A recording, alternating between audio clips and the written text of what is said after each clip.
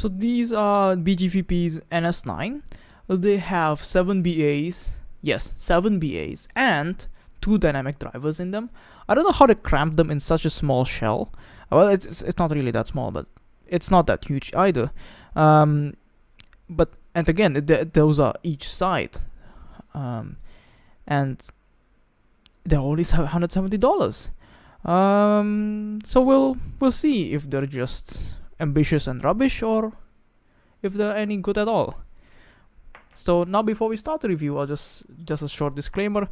This unit was provided by Steve, which is who is one of our contacts from. I'm not really sure what exactly he is, but it seems that he's like he has contacts in BGVP. I think he's like one of the investors or something, and they're like sending these units to review, and we have to like circle them. It's part of their review tour sort of thing. So I just wanted to put that out, but we're not getting anything. We're not getting paid, or we're not even getting discounts or units or whatever. So yeah, this review will be completely of my own honest opinion, and yeah, let's just get started. So in short terms, the BGVP NS9s, in a nutshell, they're warm IEM with overall alright technicalities, I would say. Now let's just get more into detail on why I said that, and start off with bass like we usually do. So the BGVP NS9s here, they have like lots of sub-bass emphasis. Like the first thing that you notice when you listen to these is that they've got plenty of sub-bass, and that might be distracting for some of you, so keep that in mind. And it's not really the particularly controlled kind of sub-bass. It's a bit loose, though this slam is indeed satisfying. So if you're a sub-bass head, if you really like EDM and such, this might suit you. But then again, it's a bit on the loose side, so it gets uncontrolled really quickly. So any medium fast music kind of starts to blend in a bit. So keep that in mind. The mid bass though is a bit better controlled. There's less quantity in terms of mid bass. The kick and punch in the mid bass is okay. I wouldn't say it's the best, but it's okay. It does have nice texture also overall in the bass. But just overall, the problem that I have with the bass in the BGVP NS9s is that they're just not that well controlled, and they're not the fastest bass in the world. So if you listen to any fast-paced music, these will fall behind rather quickly. Now, aside from that, there's also this other issue with the bass, which the bass of the BGVP NS9s, they bleed into the mid-range quite noticeably, and it's just is what gonna be talking about next. Now, the mid-range of the NS9s, they are, how do I say this? They're just okay. They're a bit warm. The lower mids are a bit more on the thicker side of things, but they're not too thick. So male vocals, I would say, they sound alright. The female vocals are a bit more forward. There's more upper mid quantity. The mids in general are okay, although separation and detail overall is a bit less than I would anticipate at this price range, and especially with their configuration, which was 7 BAs.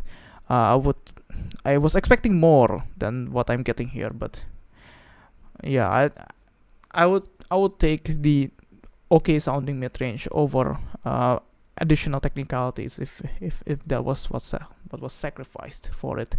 So yeah, but it's definitely not it's not really a bad sounding IEM in terms of the mid range. Although that bass that I mentioned earlier does cover it up sometimes, so yeah, that's a bit of a problem. Now, the biggest problem I have with the BGVP's NS9 is the treble region, actually. Specifically if you are using the silver filters, which I should have mentioned. The BGVP NS9s also have this filter system.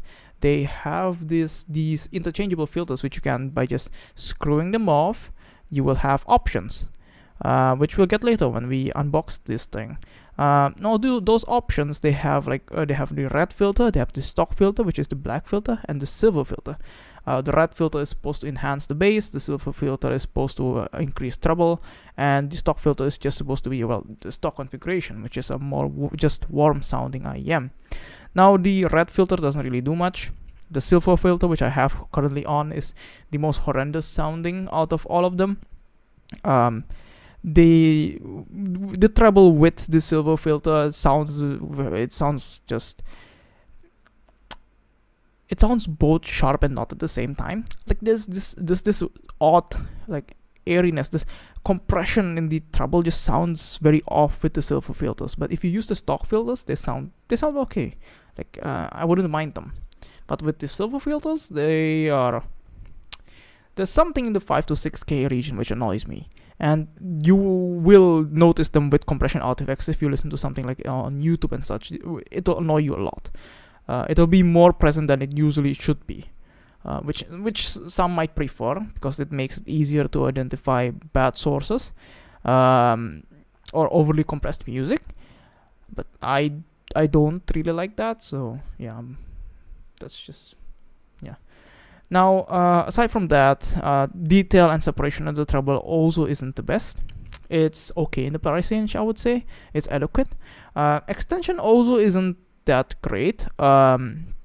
It rolls off at around 16K, which my ears roll off. My ears stop. I cannot hear anything above 17K, so I can't comment if it starts rising up again after that or not.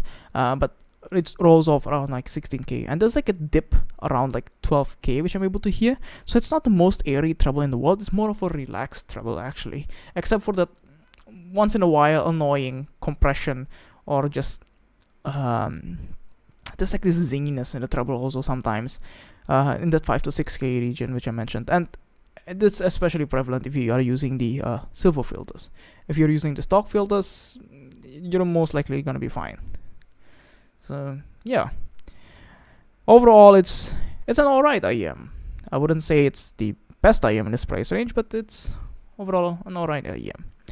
Now the soundstage and imaging of the BGVP NS9s, they don't really have a lot of depth.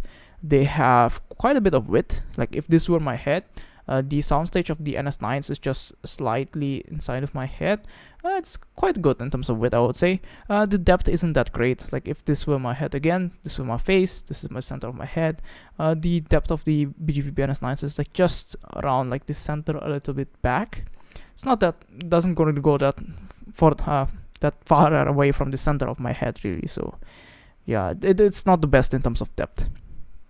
Now, in terms of imaging wise, it's okay. It's not the best in terms of imaging. I'm able to get an accuracy of like 45ish degrees, which is okay. It's pretty normal. But sometimes it just felt fuzzy because of that bass. The bass is the weakest part of the imaging, I would say. It sounds off sometimes. So yeah, keep that in mind. Now, now that we've covered sound quality, I would like to just go through the packaging and stuff. Accessories, build quality, all that good stuff. So as I mentioned earlier, you get multiple filters, which we should probably unpack beforehand. So this is the box that you get. It's nothing fancy.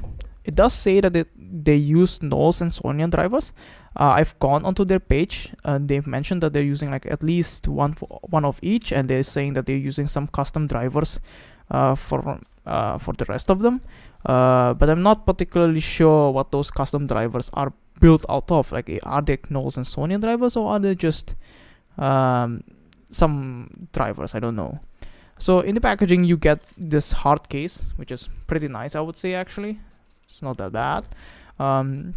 You get these filters. This is the red filter and the stock filter that I mentioned. The ones that are currently on the IEMs are the silver filter, which is the treble filter here. The filters in general don't really feel as good as, let's say, the filters on the LZ series, the LZA6, LZA4s. I've listened to the LZA3s, 4s, and 5s, I believe. And all the filters on those just felt better to feel on touch compared to these. These filters feel a bit more. They feel a bit less rigid, if that makes sense. You get your normal documentation, manuals, etc., and you get like a buttload of ear tips.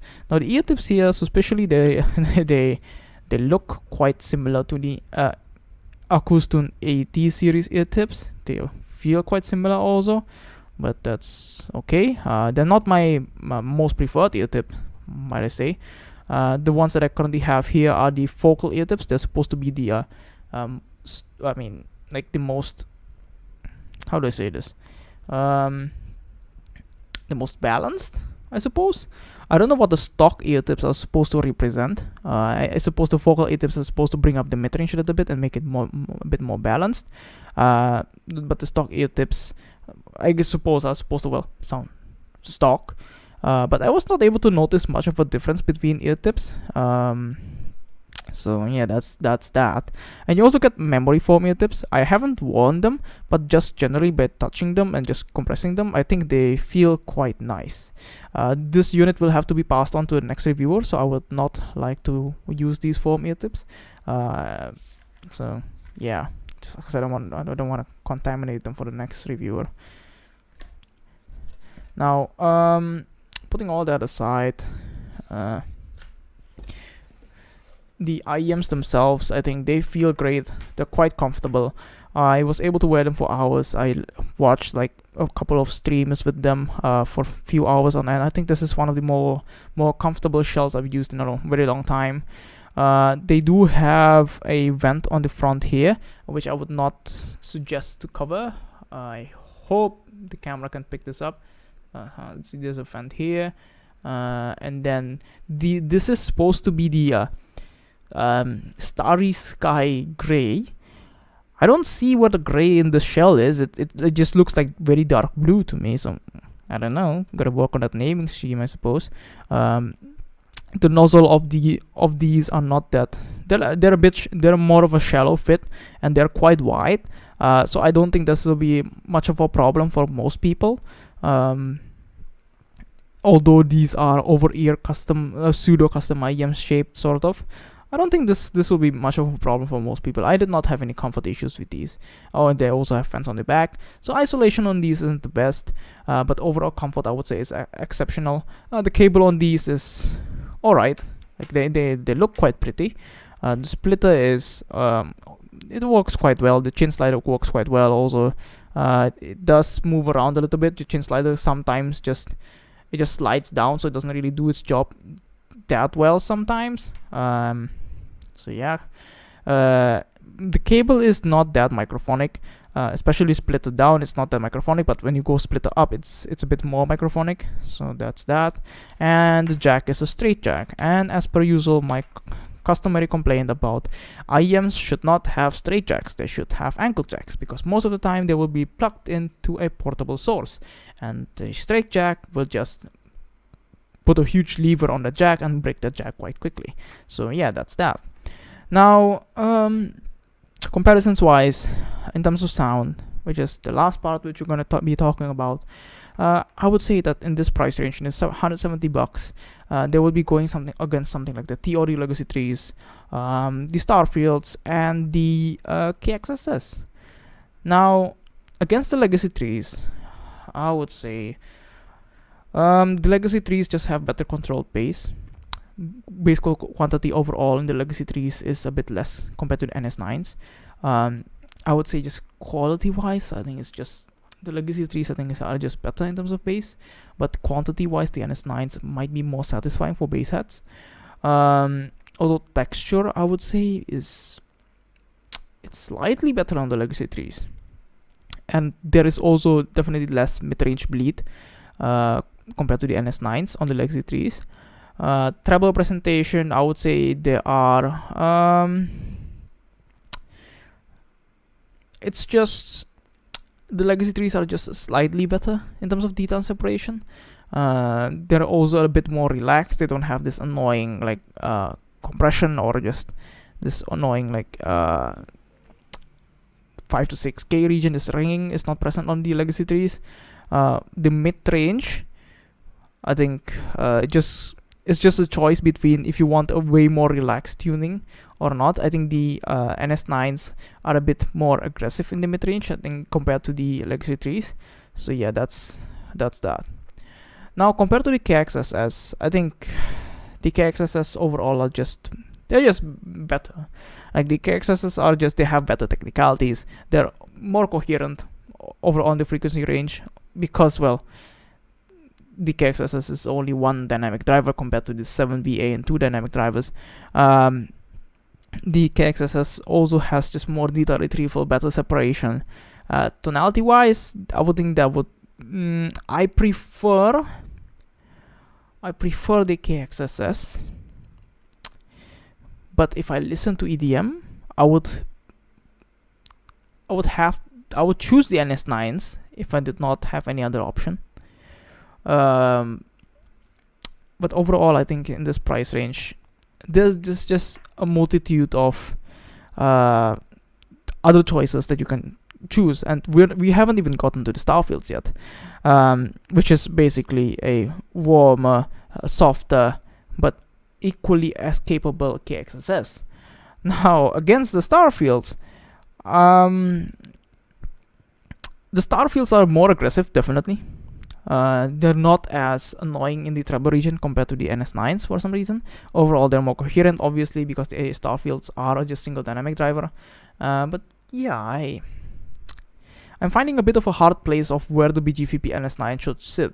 Like, I wouldn't say it's necessarily a bad IEM, but for its price range, I am just not able to justify it. Like, at $170 and this configuration, I was just expecting a bit more. So yeah, I think that is also overall my conclusion. I think the BGVP NS9s at $170, they're just not up to par in this price range. Like, if they were a bit cheaper, let's say 20-30 bucks cheaper maybe, then I would say they would go quite greatly. Or if you've tried out the KXSS and you just didn't like how the sound was, or you didn't like the bass quantity in the Starfields, like if you want even more sub bass, but you want a more relaxed tuning and you did not like the Legacy 3s, then these might fit you. If you are overall, like if you like a warmer presentation, like you like lots of bass, you don't mind the trade-off in terms of technicalities compared to the Legacy 3s, then maybe this will fit you. And one thing I must say is that these are uber comfortable. Like, this is probably one of the most comfortable IEMs I've used in a very long time, especially in this price range. So yeah.